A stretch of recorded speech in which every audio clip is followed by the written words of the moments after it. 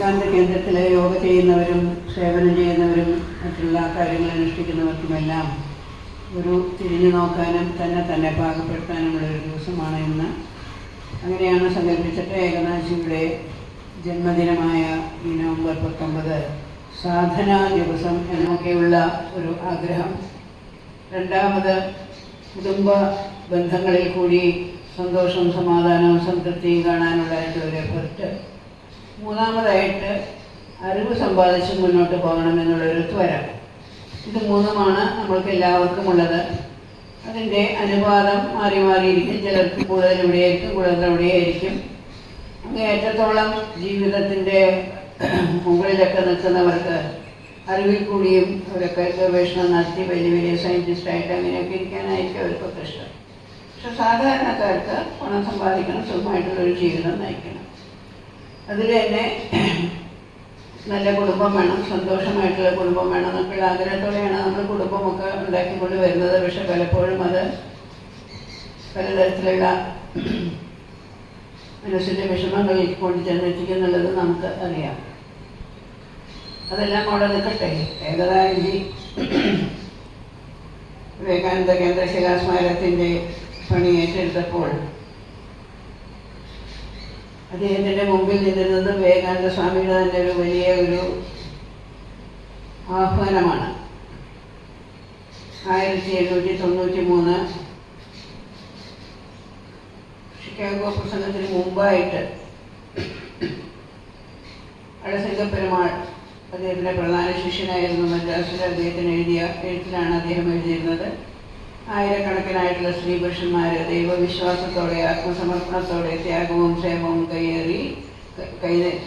കൈസ്വത്തായിട്ടെടുത്ത് ഭാരതത്തിലെ എല്ലായിടത്തും നടന്ന് പല വിധത്തിലുള്ള സേവനങ്ങൾ ചെയ്യണം എന്നുള്ള അദ്ദേഹത്തിൻ്റെ വളരെ മനോഹരമായിരിക്കുന്നൊരു ഒരു ഫുൾ പാരഗ്രാഫ് കൂടെ അങ്ങനെയാണ്. 100,000 men and women fired with the zeal of holiness ഒക്കെ പറഞ്ഞിട്ട്. അപ്പോൾ അത് അദ്ദേഹത്തിൻ്റെ ശ്രദ്ധയെ ആകർഷിച്ചിരുന്നു. അപ്പോൾ വിവേകാനന്ദ ശിലാസ്മാരകത്തിൻ്റെ നിർമ്മാണത്തിന് ശേഷം അദ്ദേഹത്തിന് തോന്നി ഇതിവിടെ നിൽക്കാനുള്ളതല്ല, ഇതിവിടെ നിന്ന് കഴിഞ്ഞെന്ന് വെച്ചാൽ ഇതും ഒരു കമേഴ്ഷ്യൽ എസ്റ്റാബ്ലിഷ്മെൻ്റ് ആയിട്ട് മാറും. അവിടെ വരണം, ടിക്കറ്റ് മേടിക്കണം, പടങ്ങൾ കാണുന്നു, അവിടെ നിൽക്കണം, ഫോട്ടോ എടുക്കണം, ആൾക്കാർ പോകണം.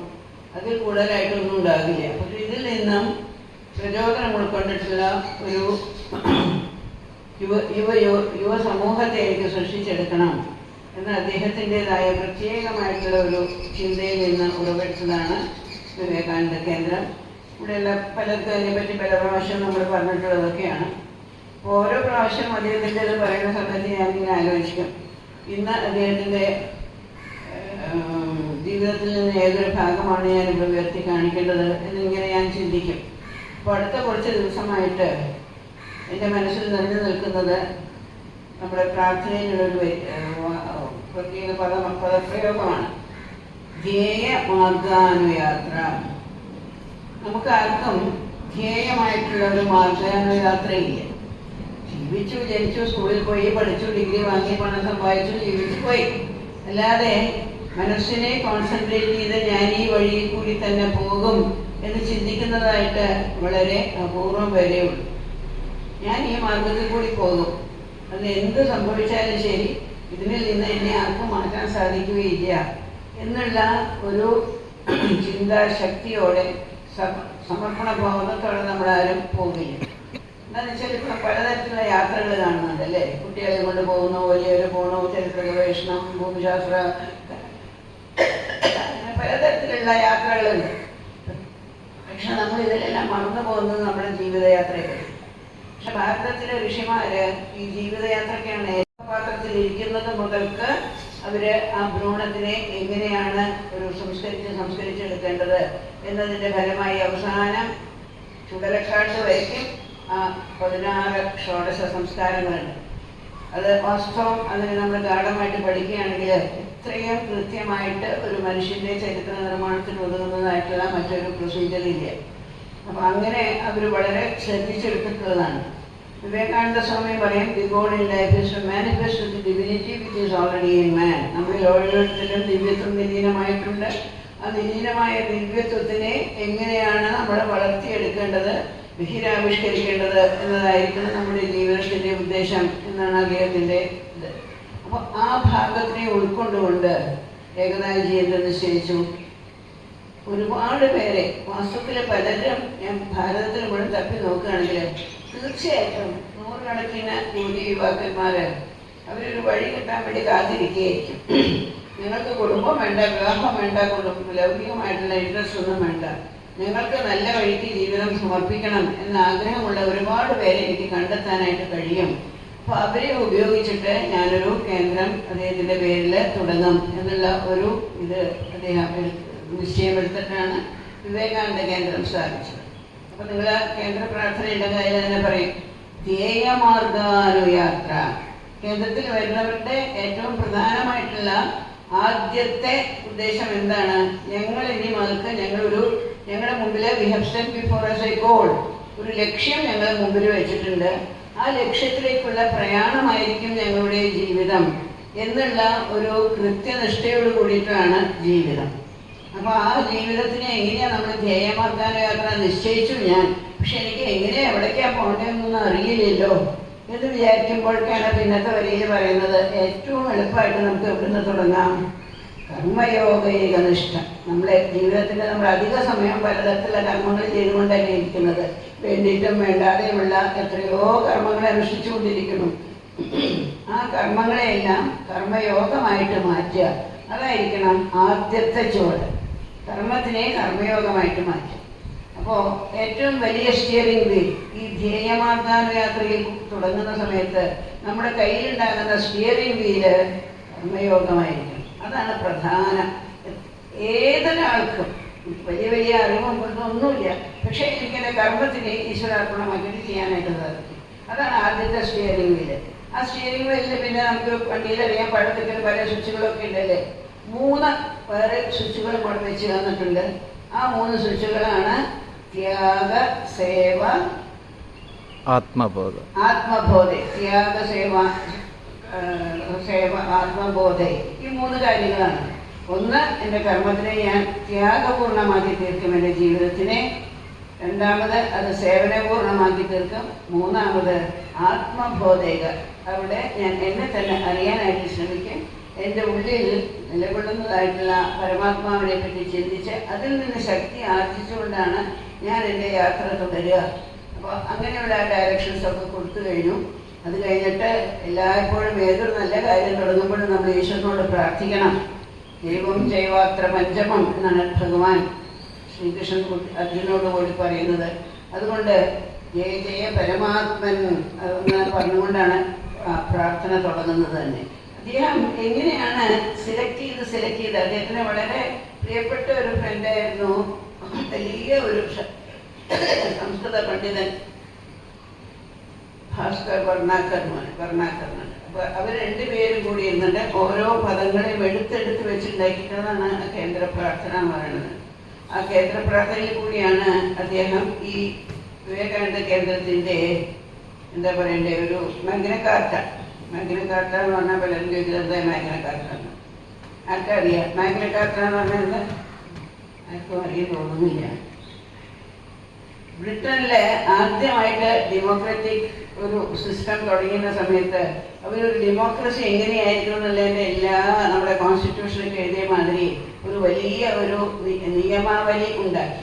അതിൻ്റെ പേരാണ് മാഗ്ന കാർട്ട. അപ്പോൾ അതൊരു ഫ്രേസായിട്ട് നിന്നു. ഏതൊന്നിനെയും പറ്റിയിട്ടും അവസാനത്തെ വാക്കായിട്ട് നിൽക്കുന്നത് അതിൻ്റെ പേരായി മാഗ്ന കാർട്ട.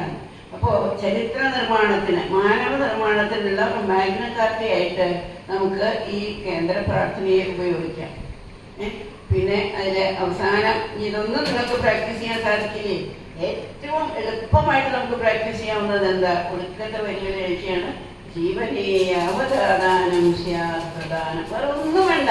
ഞാൻ 5 രൂപ ഞാൻ എടുക്കണമെന്നുണ്ടെങ്കിൽ 50 രൂപ ഞാൻ കൊടുക്കും. ഇപ്പോൾ രത്തൻ ടാറ്റയെ പറ്റിയിട്ട് എല്ലായിടത്തും പറഞ്ഞു വരുന്നുണ്ട് അല്ലേ, $100 million spend on charities alone. എനിക്ക് വേണ്ടി ഒന്നും വെച്ചിട്ടില്ല. ഒരു ചെറിയൊരു ഫ്ലാറ്റിൽ താമസിച്ച് തനിക്ക് കിട്ടുന്ന പണം മുഴുവനും കോടീശ്വരനായിരുന്നിട്ടും അത് മുഴുവനും സാധുജന സേവനത്തിന് വേണ്ടി സമർപ്പിച്ചൊരു മഹാൻ അല്ലേ. ജീവനെ യാവതാദാനം, ഞാൻ എടുക്കുന്നത് വളരെ കുറച്ചായിരിക്കാൻ പാടുള്ളൂ. ഗാന്ധിജിയാണ് നമ്മളെ പഠിപ്പിച്ചത്. വളരെ കുറച്ച് മാത്രം എടുക്കാം. ഞാൻ ഈ ഫാർമേഴ്സിനോട് ഐഡന്റിഫൈ ചെയ്യണം, അവർക്ക് ഒരു മുണ്ടേ എടുക്കാനുള്ളൂ, ഷർട്ടൊന്നും ഇടാൻ അവർക്കില്ല. അപ്പൊ പിന്നെ ഞാൻ എന്തിനാ ഷർട്ട് ഇടുന്നേ, ഞാൻ ഒരു ഷോൾ മാത്രം കുറയ്ക്കും എന്ന് പറഞ്ഞിട്ടാണ് അദ്ദേഹം ഒരു മുണ്ടും ഒരു ഷോളും അദ്ദേഹത്തിന് അത്രയും ഉണ്ടായിരുന്നത്. അതേമാതിരി ജീവനെ യാവതാദാനം, ഞാൻ എടുക്കുന്നത് വളരെ കുറച്ച്, ഞാൻ എനിക്ക് വേണ്ടി ഉപയോഗിക്കുന്നത് വളരെ കുറച്ച്. സ്യാദ് പ്രധാനം തതോധികം, പക്ഷെ എന്നോട് കഴിയുന്നത്ര ഞാൻ മറ്റുള്ളവർക്ക് കൊടുത്തുകൊണ്ടേ ഇരിക്കും. അങ്ങനെയുള്ള ഒരു അതിമനോഹരമായിരിക്കുന്ന പദങ്ങൾ കൂടി അതിൽ എഴുതി ചേർത്തിട്ടുണ്ട്. അപ്പോൾ ഇത്തവണ ഏകനാഥിയെ പറ്റി ചിന്തിക്കുമ്പോൾ ഈ കേന്ദ്ര പ്രാർത്ഥന തന്നെയാണ് എൻ്റെ മനസ്സിൽ വന്നുകൊണ്ടിരുന്നത്. കാരണം വിവേകാനന്ദ കേന്ദ്രത്തിൻ്റെ അടുത്ത ഇഷ്യൂ അത് യാത്ര, അതാണ്. എനിക്ക് തീരെ എന്തെങ്കിലും എഴുതി തരണം എന്ന് പറഞ്ഞപ്പോൾ ഞാനിങ്ങനെ ആലോചിച്ചു, യാത്ര ഏത് യാത്രയെ പറ്റിയിട്ടാണ് ഞാൻ എഴുതണ്ടേ, വിവേകാനന്ദ ഭാരത പരിക്രമയെ പറ്റി എഴുതുന്നതൊക്കെ ചോദിച്ചപ്പോൾ ഉള്ളിൽ നിന്ന് തന്നെ ഏകനാഥിയുടെ ഒരു സങ്കല്പം വന്ന മാതിരി ഇല്ല യാത്ര ഞാൻ എഴുതി വെച്ചിട്ടുണ്ടല്ലോ, നീ അതിനെപ്പറ്റി തന്നെ കോൺസെൻട്രേറ്റ് ചെയ്ത് അതിനെ തന്നെ പറ്റി പറഞ്ഞുകൊണ്ടേയിരിക്കൂ എന്നുള്ള ഒരു ആദേശം ലഭിച്ച മാതിരിയാണ്. അപ്പം എല്ലാം ഈ സന്ദർഭത്തിൽ ഞാൻ എല്ലായിടത്തും പറയുന്നത് ഇതാണ്, നമുക്ക് ധ്യേയമാക്കാൻ യാത്രയില്ല. നമ്മുടെ മനസ്സിലൊന്നും നമ്മളൊന്നും സങ്കല്പിക്കുന്നില്ല. അതുകൊണ്ടാണ് ഈ ജീവിതം പാളി പാളി പാളി പാളി പോവുക. വണ്ടി രാജപാതയിൽ കൂടി നേരിട്ട് പോകട്ടെ. ഇപ്പൊ നല്ല നല്ല റോഡുകൾ ഉണ്ടാക്കുന്നുണ്ട്. അത് ഉണ്ടാക്കുന്നതിന് മുമ്പുള്ള വിഷമങ്ങൾ നമുക്ക് എല്ലാവർക്കും അറിയാം. തെക്കോട്ട് വളർത്താൻ വടക്കോട്ട് പോകാം, വടക്കോട്ട് വളർത്താൻ തെക്കോട്ട് പോകാം, കുണ്ടുണ്ട് കുഴുണ്ട്, അതൊക്കെ നമ്മൾ പോണാണില്ലേ. ഇപ്പൊ നമ്മുടെയൊക്കെ ജീവിതം അതേമാതിരിയാ അല്ലേ. ആ രാജപാതകൾ വന്നു കഴിഞ്ഞാൽ എന്തായി?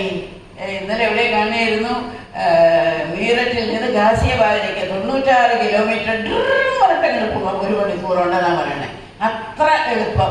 8-10 മണിക്കൂർ എടുത്തിരുന്ന സ്ഥലത്ത് 1 മണിക്കൂർ കൊണ്ട് പോകാവുന്ന രാജപാതി. അതേമാതിരി നമ്മുടെ ജീവിതത്തിൽ ഈ തെറ്റും കുളിവും ഒക്കെ വരുന്നത് നമുക്ക് ഒരു ധ്യേയമായിട്ടുള്ള ധ്യാനിച്ച് ഞാൻ തൃപ്തപ്പെടുത്തിയിട്ടിരിക്കില്ല വാങ്ങുക. എൻ്റെ ജീവിതം അതേമാതിരിയായിരുന്നു. അതുകൊണ്ടായിരിക്കും ഇങ്ങനെ പറയാൻ എനിക്ക് എളുപ്പം. എന്താണെന്ന് വെച്ചാൽ എന്താ ചെയ്യേണ്ടത് അറിയണം, സയൻറ്റിസ്റ്റിലാവണോ, പണം സമ്പാദിക്കണോ, വീടുണ്ടാവണോ, കുടുംബമുണ്ടാക്കണോ. ഞാൻ ആദ്യം മദ്രാസിലെ സെറ്റിൽ ഡൗൺ ചെയ്യാമെന്ന് വിചാരിച്ചു. മദ്രാസിൽ പറമ്പ് മേടിച്ചു. അത് കഴിഞ്ഞ് പിന്നെ ഡൽഹിയിലാണ് പോയി സെറ്റിൽ ചെയ്യാൻ വിചാരിച്ചിട്ട് ഡൽഹിയിൽ പറമ്പ് മേടിച്ചു, വീട് മേടിച്ചു. അത് കഴിഞ്ഞപ്പോഴല്ല ഇതിനൊന്നും ഒരു വിലയില്ല. ഇതിനൊക്കെ വേണ്ടിയിട്ട് നീ നിന്റെ ജീവിതം കളയുന്നോ എന്ന് പറഞ്ഞ ഏകദേശം എന്നെ വലിച്ച് ഇങ്ങനെ എടുക്കുകയാണ് ചെയ്തത്. അതോടുകൂടി ധ്യേയമാർഗ യാത്ര, ഏതൊരു ജീവിതത്തിന് വേണ്ടി ഞാൻ കുട്ടിക്കാലം മുതൽക്ക് എൻ്റെ ജീവിതത്തിന് ആഗ്രഹിച്ചിരുന്നോ ആ വഴിയിലേക്ക് എന്നെ കൊണ്ടുവന്നു തന്നു. അതുകൊണ്ട് എല്ലാവരും ഇന്നത്തെ സാധനാ ദിവസത്തിൽ നമ്മൾ ചിന്തിക്കേണ്ടത്, എൻ്റെ ജീവിതത്തിൽ എനിക്കൊരു ധ്യേയം വയ്ക്കാൻ സാധിക്കുമോ? ആ ധ്യേയത്തിന് ഞാൻ എങ്ങനെ പൂർത്തീകരിക്കും? അതിന് ഏറ്റവും എളുപ്പമായിട്ടുള്ളത് ജീവനെ അവതാദാനം സ്യാത് പ്രധാനം തതോധികം. അതായത് നമ്മുടെ എല്ലാവരുടെയും ആത്യന്തികമായിട്ടുള്ള ചിന്ത, ഞാൻ വളരെ കുറച്ച് മാത്രം എടുത്ത് അധികവും മറ്റുള്ളവരെ സഹായിക്കാനും അവർക്ക് ഉപയോഗത്തിനുമായി ചെലവാക്കും. എൻ്റെ ജീവിതത്തിൻ്റെ ശക്തി, ജീവിതത്തിൻ്റെ തുടങ്ങിയിട്ട് അങ്ങനെയാണ്. അതിനുള്ള ഒരു ശക്തി നമുക്ക് എല്ലാവർക്കും തന്ന ഏകനാഥി നമ്മുടെ എല്ലാവരുടെയും ഒരു പ്രചോദന സ്രോതസ്സായി മാറട്ടെ എന്ന് പ്രാർത്ഥിച്ചുകൊണ്ട് ഈ സാധനാ ദിവസത്തെ നമുക്ക് ഒരു ഇൻട്രോസ്പെക്ഷൻ, ആത്മവിചാരത്തിനുള്ള ഒരു ദിവസമാക്കി മാറ്റാം.